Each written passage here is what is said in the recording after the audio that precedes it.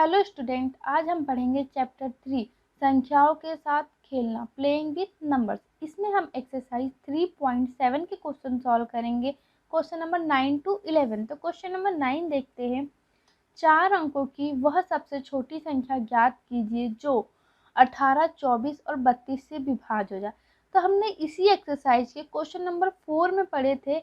यहाँ 4 अंकों की जगह क्या होता था, 3 अंकों की सबसे छोटी संख्या ज्ञात करनी थी जो कि 6, 8 और 12 से विभाज्य। यहाँ पे क्या करना है, 4 अंकों की। सेम वैसे ही क्वेश्चन सॉल्व होगा। तो इसके लिए हमें क्या करना होगा, 18, 24 और 32 का एलसीएम निकालना होगा।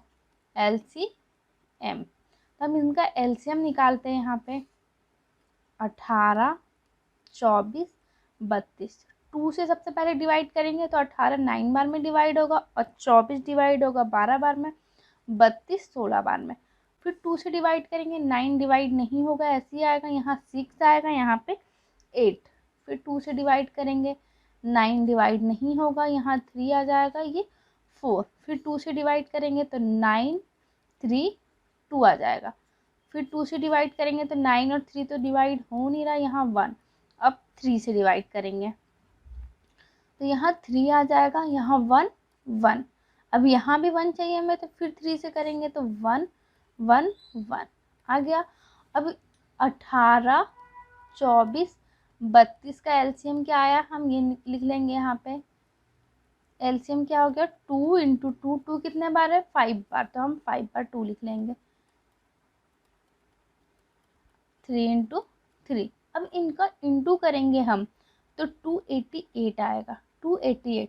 तो 288 देख रहे, 3 अंकों की संख्या है, 3 अंकों की संख्या है। पर हमें यहाँ क्या चाहिए, 4 अंकों की सबसे छोटी संख्या चाहिए जो 18, 24 और 32 से विभाज्य है। पर हमें तो 3 अंकों की संख्या निकली। तो इसके लिए हमें 3 अंकों की सबसे छोटी संख्या पहले देखेंगे कि क्या है। 4 अंकों की हम देखेंगे, क्योंकि 3 अंक की तो हमें यहाँ संख्या निकली। हमें चाहिए क्वेश्चन में 4 अंकों की सबसे छोटी संख्या जो 18, 24 और 32 से विभाज्य होता है। हम यहाँ लिखेंगे 4 अंकों की सबसे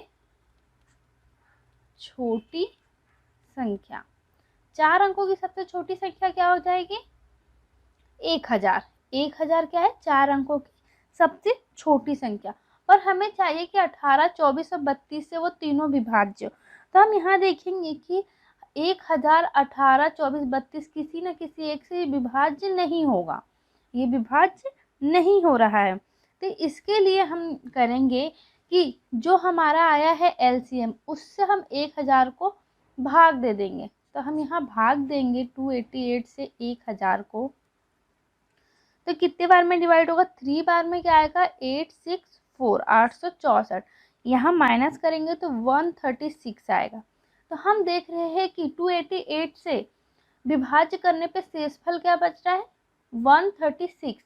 यानी कि हम 1000 में अगर 288 जोड़ दे और उसमें 136 माइनस कर दे तो हमें मिल जाएगी 4 अंकों की सबसे छोटी संख्या जो 18, 24 से विभाज्य है। तो हम यहाँ लिखेंगे, इसलिए आवश्यक है, हमें 4 अंकों की सबसे छोटी संख्या चाहिए। तो हम यहाँ पे 1000 में क्या प्लस कर देंगे, 288। अगर इसको हम जोड़ दे 288, पर हम इसे विभाज्य कर रहे हैं तो शेषफल बच रहा है, तो शेषफल को हम इसमें माइनस कर देंगे। तो हमें मिल जाएगी 4 अंक की सबसे छोटी संख्या जो 18, 24 से विभाज्य।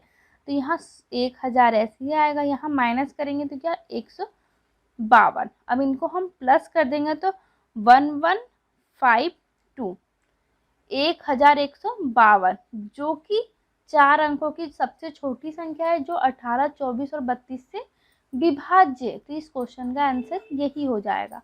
अब क्वेश्चन नंबर 10 देखेंगे। निम्नलिखित संख्याओं का लघुत्तम समाप्त ज्ञात कीजिए जिनमें एक संख्या सदैव 3 का एक गुणज है।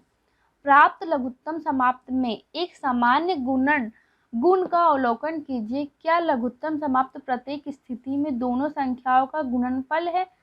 क्या हम यह निष्कर्ष निकाल सकते हैं कि दोनों संख्याओं का लघुत्तम समापवर्तक सदैव 3 का एक गुणज है। इस क्वेश्चन में कह रहा है कि चारों में हम देखेंगे कि 3 का एक गुणज है। तो 3 का गुणज क्या होता है, 9 होता है। तो देख रहे ए में क्या है, 9 गुणज है। बी में 12 3 का गुणज है, तो एक ये भी गुणज है। सी में 6 है 3 का गुणज, यहाँ भी है। 15 भी 3 का गुणज है। तो हम देख रहे हैं कि ये बात तो सही हो रही है यहाँ पे कि चारों क्वेश्चन में 3 का एक गुणज है। और हमें बताना है कि समान गुण का अवलोकन कीजिए और लघुत्तम समापवर्तक के प्रत्येक स्थिति में दोनों संख्याओं का गुणनफल क्या निकलता है। तो हम फर्स्ट का पहले हम इनका लघुत्तम समापवर्तक चारों का निकालेंगे। तो हम पहले 9 और 4 का निकालते हैं। तो 2 से डिवाइड करेंगे तो यहाँ पे 9 डिवाइड नहीं होगा, 2 आ जाएगा। फिर 2 से डिवाइड करेंगे, 9 नहीं डिवाइड होगा, 1। फिर 3 से डिवाइड करेंगे, यहाँ 3। फिर 3 से डिवाइड करेंगे तो 1 1। तो 9 4 का एलसीएम क्या आ गया यहाँ पे, एलसीएम 2 इंटू 2 इंटू 3 इंटू 3 कितना आया, इनका गुणा करेंगे हम तो 36 आया। 36 हम अगर 9 और 4 का भी गुणा करते हैं तो 9 चौक क्या होता है 36। बोला दोनों संख्याओं का गुणनफल क्या लघुत्तम समापवर्तक होता है। अवलोकन कीजिए क्या लघुत्तम समापवर्तक प्रत्येक स्थिति में दोनों संख्याओं का गुणनफल है। तो हम देख रहे हैं जो लघुत्तम समापवर्तक निकल रहा है ये दोनों संख्याओं का एक गुणनफल है। और क्वेश्चन में बोला है कि क्या लघुत्तम समापवर्तक सदैव 3 का गुणज है। तो 36 3 से डिवाइड हो जाता है, 36 3 से डिवाइड हो जाता है तो 3 का ये गुणज भी है।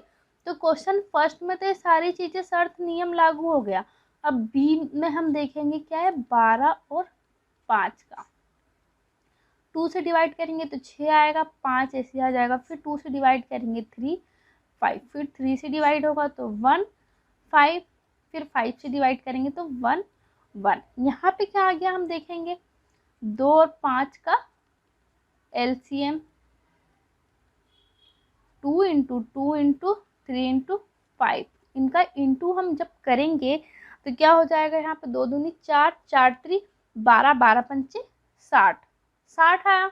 तो 60 भी देख रहे 5 12 और 5 का हम जब गुना करते हैं तो क्या होता है 60। तो हम देख रहे कि जो लघुत्तम समापवर्तक आया दोनों संख्याओं का गुणनफल ही है और ये 3 का गुणज भी है। तो बी में भी ये बातें है। तो हम देख रहे हैं यहाँ पे अब सी देखेंगे। सी में भी है क्या 5 6 और 5 का। 2 से डिवाइड करेंगे 3 आ जाएगा। फिर 5 3 से डिवाइड करेंगे 1 5। फिर 5 से डिवाइड करेंगे तो 1 1। 2 इंटू 3 इंटू 5 यही है। अब इनका हम गुना करेंगे तो 5 3 15 और 15 दूनी 30 क्या आ गया 30। इनका एलसीएम कितना आ गया 30। तो 30 देख रहे 6 पंचे 30 जो एलसीएम आया वही दोनों का गुणनफल है। तो ये भी 3 से ये भी 30 क्या है 3 का एक गुणज है। तो यहाँ भी प्रूफ हो गया। डी में क्या है 15 और 4 का निकालना है। 2 से डिवाइड करेंगे 15 डिवाइड नहीं होगा 2 हो जाएगा। 2 से डिवाइड करेंगे 15 ऐसे ही आ जाएगा यहाँ 1। फिर 3 से डिवाइड करेंगे 5 टाइम में डिवाइड होगा। फिर 5 से डिवाइड करेंगे तो 1 1 आएगा। 15 और 4 का एलसीएम क्या आ गया 2 इंटू 2 इंटू 3 इंटू 5 यही है। अब इनका गुना करेंगे तो 15 5 3 15 15 दूनी 30 30 दूनी 60 60 आ रहा और 15 चौक भी 60 होता है। इनका गुना कर रहे हैं तो भी 60 आ रहा और एलसीएम लेने पे भी क्या आया 60 आया और ये 3 का गुणज भी है। तो हम देख रहे हैं कि जब भी दो संख्याओं का हम इसमें एलसीएम ले रहे हैं कि नहीं इनका दो संख्याओं का एलसीएम ले रहे हैं तो वो 3 का गुणज भी है और एलसीएम गुणनफल के बराबर भी है। अब हम क्वेश्चन नंबर 11 देखेंगे। निम्नलिखित संख्याओं का लघुत्तम समापवर्तक ज्ञात कीजिए जिसमें एक संख्या दूसरी संख्या का गुणनखंड है। प्रातः परिणामों में आप क्या देखते हैं, हम इसके परिणाम में देखते हैं क्या ये बात प्रूफ हो रही है। तो हम ए का करेंगे एलसीएम 5 और 20 का।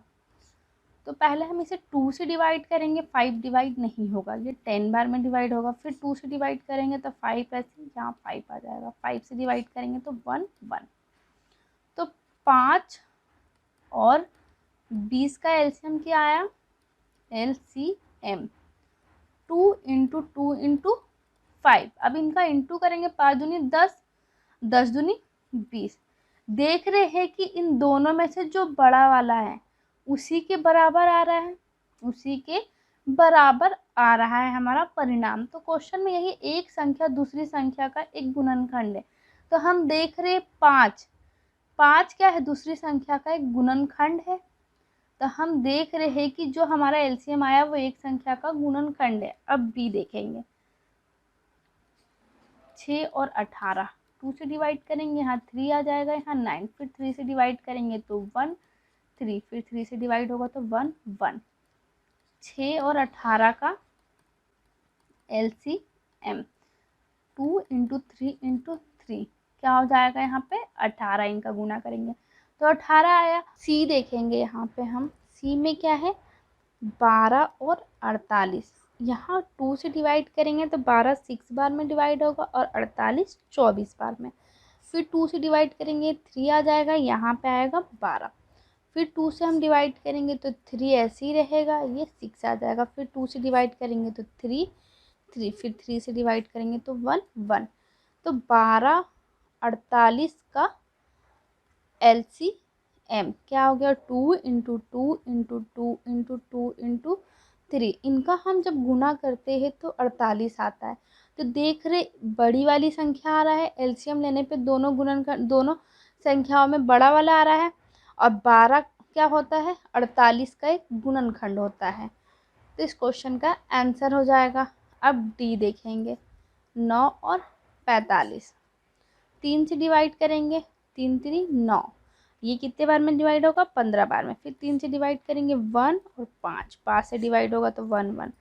9 और 45 का LCM 3 × 3 × 5, इनका जब हम गुना करेंगे तो आएगा 45। तो देख रहे हैं यहाँ पे बड़ी संख्या आ रही है और 9 क्या है, 45 का एक गुणनखंड है। तो हम इस चारों क्वेश्चन में देख रहे हैं कि एलसीएम जो आ रहा है वो दोनों संख्या में से एक संख्या जो बड़ी है वो उसके बराबर ही आ रहा है, दूसरी संख्या क्या है, उसका एक गुणनखंड है। तो इस क्वेश्चन चारों में सेम यही हो रहा है कि जो एलसीएम आ रहा है वो दोनों संख्याओं की बड़ी वाली संख्या के बराबर आ रहा है और दूसरी संख्या उस संख्या का एक गुणनखंड है।